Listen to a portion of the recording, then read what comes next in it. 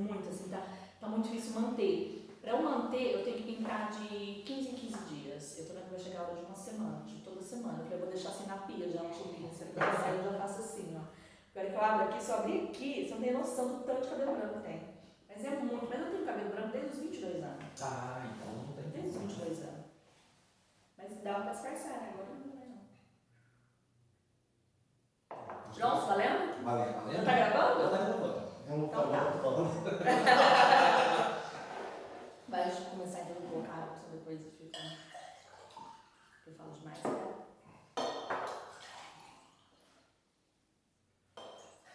Eu já corto. Olá para quem tá on! Estamos aqui hoje para mais uma gravação do podcast. Hoje voltado aí para a parte administrativa, mas que engloba todas as áreas, né? E mais uma vez, eu sou a Crisley Silva, responsável pelo setor administrativo e comercial da OnBio, 20 anos de experiência na área de educação profissional, apaixonada por educação profissionalizante, né, e com formação em programação neurolinguística. E temos um convidado que logo vai se apresentar, mas antes vamos para o Felipe. Olá pessoal, tudo bem com vocês? Sou o Felipe Freitas, responsável pela coordenação acadêmica da OnBio. Tenho 10 anos de experiência na área de cursos profissionalizantes e é isso. Olá pessoal, sou Alex Gonzalez, sou professor do módulo de finanças da OnBio, sou contador, tenho 20 anos de experiência na parte de contabilidade e consultoria. Bom, o tema de hoje é o mercado de trabalho durante e pós-pandemia. Mas assim, o Alex, ele economizou muito no currículo dele, porque o currículo dele deve dar umas 3 páginas, tá? Com letra pequena, se colocar ali Arial 10 já não cabe. Tem um pouquinho de curso, né? Nós temos aí formação em contabilidade, auditoria pela DNV, auditoria pela BNT, mais uns 40, 50 cursos aí de especialização na parte de custos e produção, processos produtivos, implantação de sistema de informática nas empresas, né? O que é o sistema ERP que a gente fala, parte de marketing também, a gente dá uns pitacos na parte de marketing das empresas, então tem um pouquinho de experiência na área, um pouquinho de cada coisa nas empresas. Legal. Alex, hoje você presta assessoria. Isso, né? hoje eu presto assessoria. E em que áreas? Quais são as empresas? Ou é um nicho específico? Eu presto assessoria para todas as empresas, né? Todas as áreas. Né? Então eu tenho clientes hoje, bares, restaurantes, cafés, supermercados, empresas do ramo alimentício também, indústrias, tanto moveleira quanto metalúrgica, parte de agronegócio, também presta assessoria para advogados na parte de fazer a contabilização das ações que eles movem, tal, que para os clientes deles fazer cálculo de juros, essas sentenças que os juízes dão, também faço essa parte. Então assim, a gente atua em vários segmentos diferentes. Cara, bem abrangente, né? Muito. Bem abrangente. Contabilidade abrange bastante coisa, né? Então a contabilidade ela abre um leque muito grande de trabalho, de formação. Então a gente consegue trabalhar em diversos ramos também. Então quem se especializa na parte contábil, ele pode ser desde um contador de um escritório, a um consultor, a um auditor, a um perito técnico contábil. Então tem bastante coisa que a gente consegue trabalhar nessa área. Legal, vamos fazer um podcast só disso, gente. Nós vamos pedir primeiro para o Alex explicar um pouquinho sobre o mercado de trabalho, mas depois tem algumas perguntas também. Como que você se deparou aí? A gente já está para 1 ano e meio, né? Quase 1 ano e meio de pandemia. Como que foi o mercado de trabalho, né? O que foi vivenciado? Né? Nós tivemos altas, baixas, mudanças. O mercado de trabalho ele teve uma mudança muito grande, né? Porque até 1 ano e meio atrás, nós tínhamos aí 2 nichos de empresários, né? Os empresários que eram mais cuidadosos com as contas das empresas, que gostavam sempre de ter os números nas mãos, e os empresários que iam levando praticamente com a barriga, né? A maioria. A maioria, né? Vamos colocar aqui 90% dos empresários são assim hoje. Eles vendem o almoço para comer a janta, né? Porém eles não têm essa noção. E quando chegou a pandemia, que fechou tudo, aí eles caíram na realidade.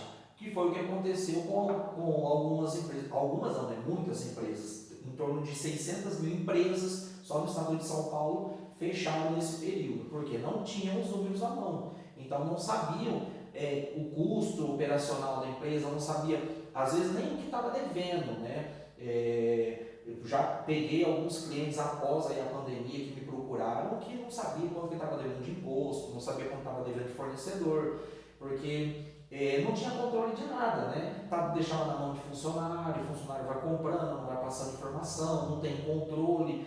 Às vezes o escritório contábil também não consegue apurar todas as informações, que aí a gente entra naquela questão de comprar sem nota, e aí sem nota não chega no contador, o contador nunca vai saber, não tem como saber. Então, aí isso foi um marco, porque todo empresário que tinha os números em suas mãos está passando pandemia, está conseguindo sobreviver.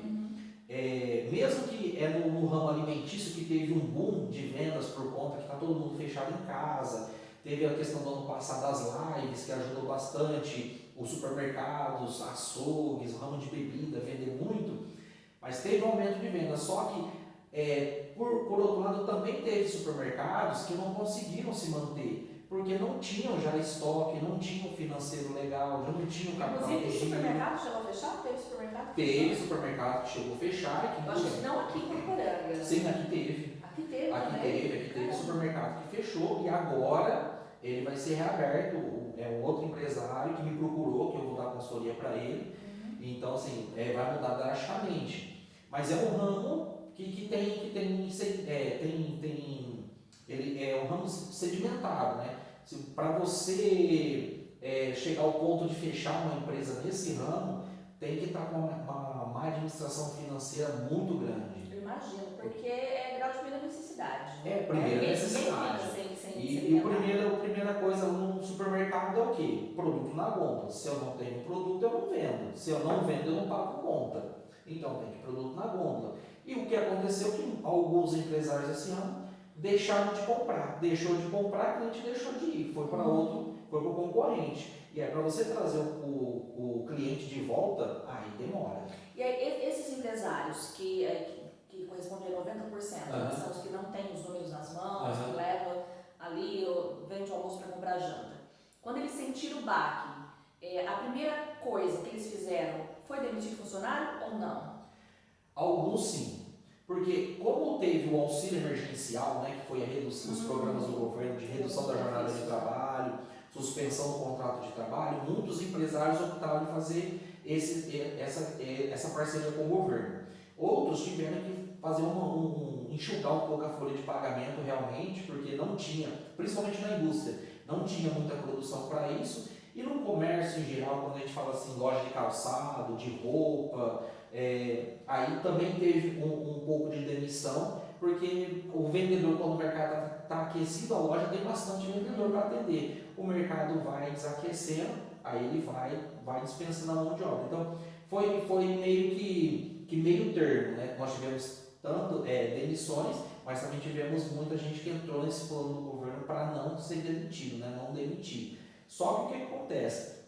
Muitas empresas, mesmo entrando nesse plano do governo, para diminuir os custos de folha de pagamento, não tinham vendas suficientes para estar conseguindo girar, mesmo estando fechado, aquela questão de mandar condicional e tal. Porque você tem que ter novidade, sempre tem que ter novidade. E aí você não tem uma estrutura para isso, você não tem um capital de giro, complica. E no interior, nós temos o problema da famosa notinha, né? Eu compro na notinha. E aí, se o meu cliente está desempregado, ele não vai me pagar. Ele vai fazer o quê? Ele vai gastar o dinheiro que ele tem com primeiras necessidades, que é pagar aluguel, água, energia e fazer sua alimentação. Sim. E aí, o supérfluo, né? As notinhas de loja de roupa, calçado, ele deixa para pagar depois. Então a inadimplência subiu. A inadimplência disparou, né? Ela teve um alto índice, ela disparou. Então, hoje uma loja, para ter uma inadimplência saudável, é 2.000%. Chegou a empresa a ter 15%, 20% de inadimplência. Então é muito grande. Então, quando a gente começa a analisar esses dados, a gente já vê que o trabalho de casa antes foi mal feito e como não tinha os números na mão, achava que estava naquele giro, né? Aquele movimento, aquele faturamento, achava que estava entrando dinheiro no caixa, na realidade não estava, ele somente estava girando. E na hora que a roda parou de girar, travou tudo. E que momento que a roda voltou a girar e aí voltaram as contratações? Que aí o pessoal começou a respirar, que começou a ter uma procura, o auxílio emergencial acho que deu um gás nisso. O auxílio deu um Esse ano, gás. final do ano. O auxílio deu um gás no ano passado, né? Porque aí o governo também injetou o auxílio para quem estava parado, desempregado, as mães solteiras e tal. Isso ajudou bastante a movimentar o mercado até dezembro. E aí nós tivemos um boom de venda de imóveis, parte de construção civil que nunca para. Ano passado teve uma alta. Mas as pessoas começaram a pegar um de casa, né? Exatamente, porque você está em casa, aí você quer um conforto, você quer um sofá melhor, você quer uma TV. Então esse segmento teve um boom de venda. Os outros segmentos estagnaram, né? Que é parte de calçado e roupa, porque não tinham que sair, né? E querendo ou não, o maior consumidor desse tipo de mercado são as mulheres, né? Que tem essa maior parte de consumo, então não tem lugar para sair, ela não compra roupa. Então é aquela cadeia, né? É uma cadeia de venda.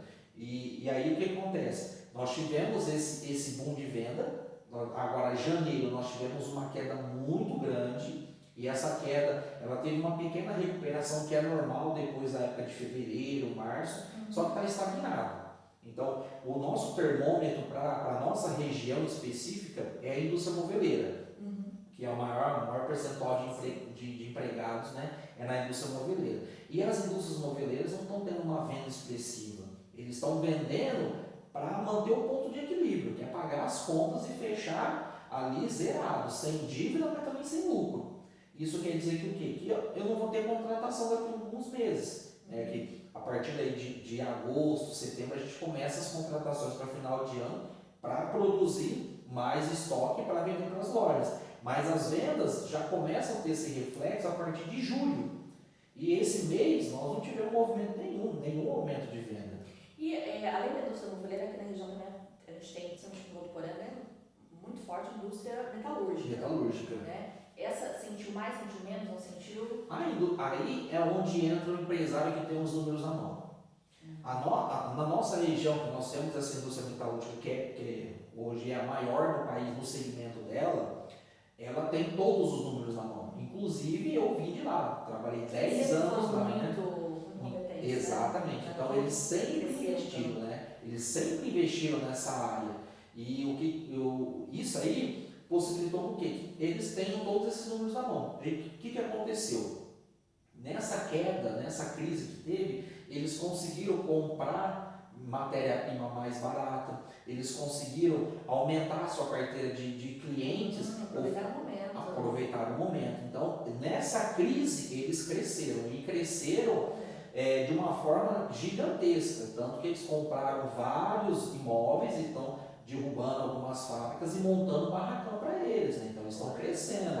Fizeram uma compra há pouco tempo atrás de 15 alqueires de uma outra fábrica perto, de um sítio perto da fábrica. É a velha história, né? Do copo meio cheio, meio vazio. Exatamente. Um lado ficou meio vazio e o outro ficou meio cheio. Mas como é uma cultura que já vem aí há décadas, né? Uma cultura que vem no mínimo há 20, 30 anos com todos os números na mão. É uma empresa sólida também. É uma empresa sólida. Então, esse tipo de administração tem que ser espelho para todo empresário. Eu costumo dizer para os meus clientes que se todo comerciante, todo dono de comércio tivesse a mentalidade de um dono de fábrica, né, de um industrial, o comércio nunca quebrava. Porque eles, além de eles terem os números nas mãos, eles são unidos, muito unidos. A ponto de que aqui nós temos muita fábrica de sofá. Hoje em Votuporanga deve ter umas 20 fábricas de sofados. A ponto de que, se faltar matéria-prima num cliente A, ele conseguir emprestado de um concorrente dele. Eles emprestam matéria-prima para um ajudar o outro. Hoje no comércio, aqui nós não vimos isso. No comércio no comércio na nossa área também. Exatamente. Mas será que não é porque assim, quando a gente fala, por exemplo, na indústria de estofados, né, você acaba tendo a oportunidade de poder vender para qualquer parte do país. Sim. Agora, já o comércio, você está muito limitado ali, né? Então, você realmente é uma concorrência muito direta. Né? O teu consumidor final, ele está ali, ele pode sair da sua loja e ir para do vizinho. Sim. Então, será que talvez também um pouquinho disso, Não, né? eu Mesmo assim, não- eu acho que não justifica. Não justifica porque se eu não tenho, se eu estou precisando de um produto, ou por exemplo, vamos colocar um exemplo aqui, eu preciso de um determinado calçado que a cliente X pediu. Fulano, você me vende a um preço 10% acima do preço de custo de margem só para eu revender? Eles não vendem. Não vou vender porque aqui a cliente pode vir buscar aqui num lucro maior. Então eles têm essa mentalidade de um não ajudar o outro. Nossa, é pesado. É pesado. Agora, na fábrica, por exemplo, na fábrica de estofado, um liga para o outro e fala, ô fulano, eu estou precisando de 20 metros do tecido tal. Pode vir aqui buscar. Na hora que você comprar, você me presta. Isso é habitual em fábrica de estofados. É muito habitual. Então a gente vê como prática normal entre eles. Na nossa área também, por exemplo, pode ter alguma especialização, algum curso que nós não temos. E aí a pessoa nos procurou, pode ser que a gente indique, mas a gente nunca pode esperar isso ao contrário, porque não vai acontecer. Exatamente. Eles vão tentar induzir a pessoa a ir para outro curso, ou vão falar que não tem. Já vi assim, casos de concorrente falar assim, não, você não vai encontrar aqui no Poranga, sabendo que nós temos. Faz parte do jogo, a gente tem que aprender. Mas vamos para as perguntas, porque senão a gente fala demais. Sim. Já perceberam que eu falo demais. Tá? Nós somos, inclusive, que eu nem lembro quando nessa época, nós estudamos juntos. Foi o quê? Quinta série? Quarta série? Nós estudamos juntos desde a terceira. Desde a terceira até a quinta. Eu reprovei depois aqui. Isso já faz 3.000 anos. Eu reprovei. Não faz coisa. Eu reprovei, briguei com a professora Eunice. Eunice vai acabar. Professora de inglês, a melhor professora de inglês que eu tive. Excelente. Depois no próximo, acho que foi o sexto que eu reprovei, não foi o quinto.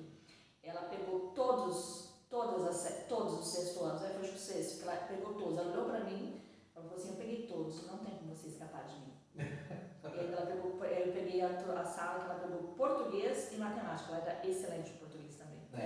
E aí ela me colocou mais ou menos no trilho. Mais ou menos. Bom, vamos lá. A aluna Márcia, de Ciências Mortuárias, é o curso que a gente tem aqui, ela quer saber o seguinte: quais profissões podemos investir pós-pandemia? Bom, pós-pandemia, tem algumas profissões que nunca deixarão de ser investidas, que a gente nunca pode deixar de investir. Então, para quem tem o dom e gosta da área de saúde, é uma delas. Saúde é sempre essencial, né? Então, tanto a saúde humana como a saúde animal. A saúde animal está numa crescente muito grande. A gente vê aí vários pet shops sendo inaugurados, lojas de ração. O profissional mesmo, ele sai da faculdade veterinária e ele já vai para essa parte de pet shop. Então, esse é um mercado que vem crescendo a cada ano, né? E dentro desse mercado tem alguns ramos específicos também que não tem muito investimento, não tem muito interesse dos profissionais. Só que quem se especializa ganha muito dinheiro, que são os animais de grande porte e os animais exóticos, né? Que também tem um crescimento muito grande por conta da própria internet, que facilita, a pessoa fica curiosa, e aí sempre tem aquele blogueirinho que fala, eu tenho tal animal, tal, e mostra ali, aí a pessoa fica curiosa e quer comprar, mas ela não sabe cuidar, ou às vezes não sabe identificar se o animal está doente, o que ele precisa. E isso vem crescendo muito, principalmente nos grandes centros, mas no interior a gente sabe que tem, né? Mesmo que às vezes ilegal, mas a gente sabe que tem. E todo esse animal precisa de um Demora um pouquinho mais para chegar aqui, mas chega. Chega. Uma outra área que nunca vai sair também, que é muito bom investir, é a parte administrativa, tanto financeira quanto pessoal, né? Essa parte organizacional das empresas, qualquer empresa. Se você não tiver uma administração financeira boa, uma organização, um gerenciamento, ela não vai para frente. Então, essa também é uma área que deve se investir.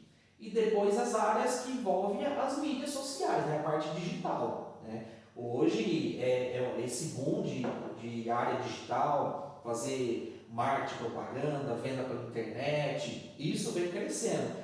E eu costumo dizer que brasileiro é o povo que mais se reinventa, né? Quando você vê alguma pessoa falando que não arruma emprego e tal, na maioria das vezes ela não tem muita vontade de trabalhar. Porque quem tem vontade de trabalhar, ele vai para frente. Tanto é que nessa pandemia, o que nós tivemos? Nós tivemos um boom de vendas de donas de casa ou mulheres que ficaram desempregadas e começaram a buscar roupa em São Paulo para vender, começaram a buscar calçado, vender semi-joia, partiram para a área de manicure, cabeleireiro. Você pode ver que teve um boom de vendas. O próprio Facebook, né, as redes sociais aí, é um ponto exatamente que a gente consegue ver, porque foram criados diversos grupos de vendas, tal, e você vê, nossa, fulano trabalhava, agora está vendendo um bolo, tal. Por quê? Porque ficou desempregado e sabia fazer bolo, vou fazer bolo. Então isso, ela se reinventou. E tem muita gente que não vai sair dessa área na hora que voltar ao normal. Tem um rapazinho que ele passa aqui toda semana, não, ele passa de 1 a 2 vezes por mês. E ainda hoje eu vi ele em outro comércio. E ele tira os matinhos que tem na calçada. Aí ele cobra 15, 20 reais, dependendo como está a situação, né? E, quer dizer, ele tira o dinheiro, porque ele passa aqui, tira o matinho, ele varre, coloca tudo, ele varre, inclusive toda a calçada, né? Além do matinho, coloca no saco de lixo, deixa lá no lixeiro, bem organizadinho. Depois passa no outro, se ele fizer isso em 10... Então, aí quando você fala alguma coisa numa situação dessa com o contador, a cabeça já começa a pensar nisso. Se o rapaz começa a trabalhar às 8 horas, vamos supor que a cada 1 hora ele faça 15 reais, até meio-dia ele fez aí 40 reais. Sim. Certo? Se à tarde ele faz mais 40 reais, ele já fez 80 reais no dia. Multiplica isso só por 20 dias úteis trabalhados, né? Ele já tem R$ 1.600, ele já está ganhando mais do que o funcionário registrado. Isso tudo de cabeça, hein? Cálculo de cabeça, tem que ser. Então ele já está tirando mais do que o funcionário. Tudo bem, ele não tem os direitos trabalhistas, tá, mas se ele... questionável esse negócio de direito trabalhista, sabe? Porque o negócio a realidade está mudando, E acho que tem com as leis, que é o que eu ia falar agora. Se ele for um pouquinho mais orientado, ele abre uma MEI, ele recolhe R$ 60 reais por mês da MEI dele, ele tem todo o direito à previdência social, aposentadoria, licença médica, tudo, e pegando mato na rua. Sim. E aí uma pessoa... Sem pagar os 8%. Sem pagar os 8%. É muito menos. Tá? E uma pessoa... Quanto por MEI? O MEI é fixo, né? O MEI Sim, mas é referente ao salário mínimo é o quê? Uns 5%. Referente ao salário mínimo. 5%. E o que acontece? Hoje uma pessoa para ganhar tipo R$ 1.800 livre, ela tem que estar registrada com uns 2.200 para ter alguns desconto sindical, tal, às vezes desconto dependendo do salário, ele faz 1 hora extra, tem desconto de imposto de renda e tem que trabalhar aí de segunda a sábado às vezes, 8 horas por dia, ralando, às vezes ouvindo o cliente na orelha, às vezes não gostando do colega de trabalho, às vezes ouvindo o patrão, às vezes o patrão que é um pouco mais rude e tal, sofrendo entre aspas, e o senhorzinho na rua ali, livre, leve, solto, ganhando o dinheiro dele. Então a questão... O dia que ele vai, hoje eu não vou trabalhar, hoje eu não vou trabalhar mais. Exatamente, o mercado de trabalho vem mudando muito a respeito disso, né? Que é uma das coisas que eu vou passar no nosso curso de Departamento Pessoal e Recursos Humanos, é isso. O mercado de trabalho. Novo módulo, vem por aí. Que essa realidade vem mudando desde 2005, quando se criou o Super Simples, depois criou a MEI, né? Eu particularmente sou muito a favor, porque quando a gente é empregador, a gente sabe realmente qual é o custo, né? Exatamente. Claro que é um assunto, né, que tem que se abordar, ele é um pouco mais longo. Sim. Um podcast gigantesco. Com certeza. Muitas contas, direitos e tal. Então, mas se o funcionário soubesse o valor, ele colocasse na ponta do lápis o que poderia. É claro que, mas aí o patrão não vai pagar o funcionário. Gente, mas tem patrão, tem funcionário, tem patrão bom, tem um patrão ruim, tem funcionário bom, tem funcionário ruim. Então, Exatamente. todo bem, Então, né? Você está lidando com pessoas, né? Porque o que acontece é, você consegue ter o mesmo rendimento, ou até mais, trabalhando por conta, porque você trabalha por conta, você tem uma MEI é uma empresa. E aí você pode trabalhar para várias empresas, você não precisa ficar segmentado em uma só. Mas é a cultura nossa, a cultura do brasileiro é trabalhar, bater o ponto, ter o registro ali e tal, no final do mês eu ganhar meu dinheirinho contadinho.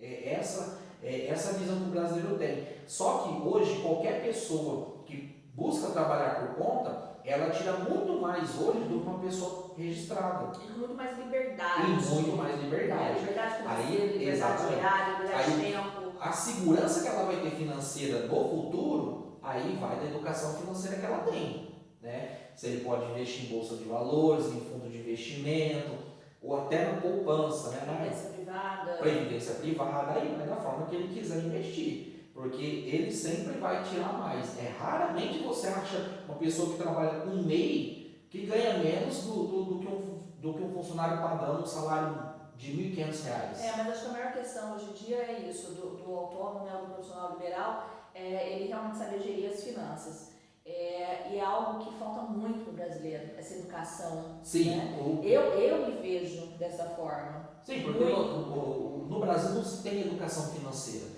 Não. Se começa a falar em educação financeira, alguns cursos na universidade e outros depois que saem da universidade. Por exemplo, profissionais liberais, um médico. Ainda assim, não aprende nada de ainda assim, financeiro. na faculdade você vê falando...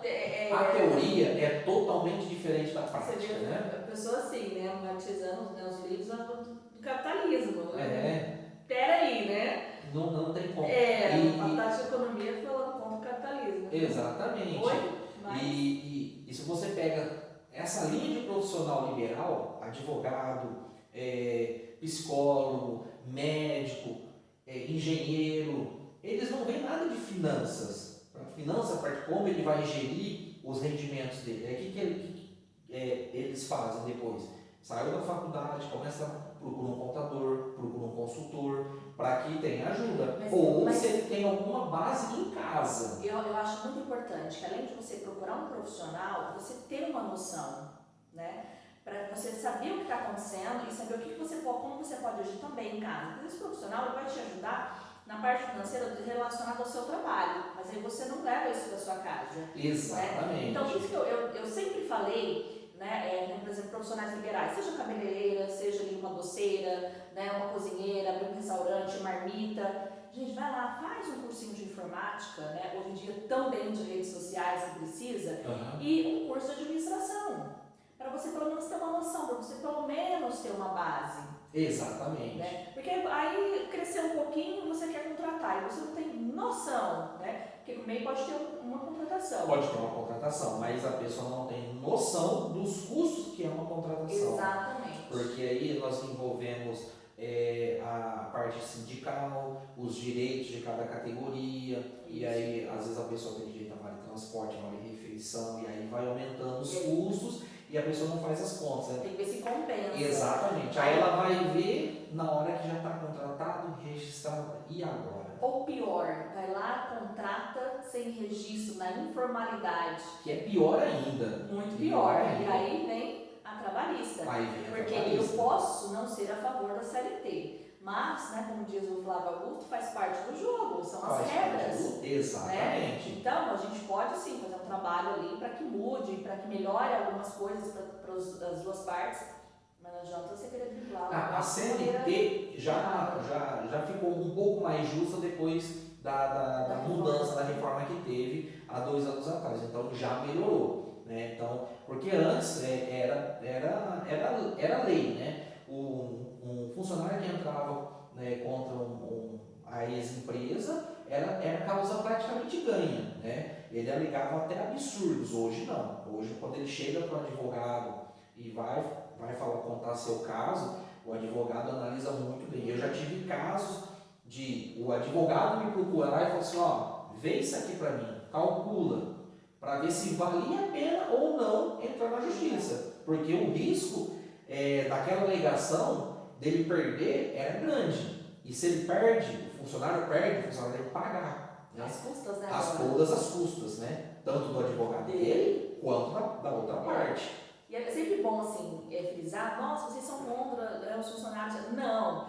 Mais uma vez, como eu falei, tem funcionário bom, tem funcionário ruim, tem patrão bom, tem patrão ruim. Então, a justiça era para quem realmente saiu prejudicado. Realmente saiu Agora, a pessoa, prejudicado. às vezes, ela se sente, assim, prejudicada no âmbito pessoal, né? Às vezes, também não podia ter me mandado embora. Não é assim que funciona. Não é E assim aí que ela funciona. se acha no direito. Hoje, a legislação está mais maleável e você colocando em contrato, tudo, então você colocando escrito, fica mais seguro, né? Então, o combinado hoje você consegue cumprir com o melhor rigor. Mas mesmo assim, se você hoje nós temos uma CLT do jeito que está, vamos trabalhar em cima da CLT. Sem registro, somente se for empresa contratada, né? Então você tem que ter um CNPJ, um contrato de prestador de serviço, e se você tiver a escala, você visitando essa empresa 3, 4 vezes na semana, já dá vínculo empregatício, dependendo da quantidade de horas. Então tem que tomar muito cuidado. Os empresários têm que tomar cuidado nesse sentido. Só que para o funcionário, para o profissional que ele tem essa possibilidade de trabalhar em várias áreas, ter vários clientes, atender várias pessoas, para ele é melhor. Ele vai ganhar muito mais no final do mês. Bom, mas então, né, voltando na pergunta, que a gente pode mudar também do assunto. Área da saúde, seja ela a área da saúde falando de pessoas, de animais, Sim. né? A área da saúde sem dúvida uma necessidade, né? Sim. O que não fechou nada nessa pandemia foi a área da saúde. Foi a área da saúde, né? A área da saúde, administração e finanças. É incrível, tanto de farmácia que tem. Nas outras cidades tem tanta farmácia assim como Votuporanga? Tem. Votuporanga é um caso meio que à parte, né? O Votuporanga nós temos aqui num quarteirão, nós temos um caso que tem 3 farmácias, né? Uma do lado da outra, né? Tem. Uma em cada esquina e uma no meio, né? E na outra esquina tem outra, né? Então, farmácia tem demais. E se está abrindo, é porque tem necessidade de venda. Imagino sim, porque é muito bonito. E a farmácia é um segmento que nós consultores costumamos falar que se o cara falir uma farmácia é porque ele é muito ruim de administração. Porque a farmácia, o que acontece? O remédio vem já tabelado da indústria, e aí já vem com a peça um pouquinho. Ai, que bosta. Tá ouvindo? Você não tá ouvindo? Tá Hora gravando, de né? liberar aula, hora de liberar aula. Vou pegar mais água. Eu lembrei do Felipe, e aí perdeu completamente a... Você quer café?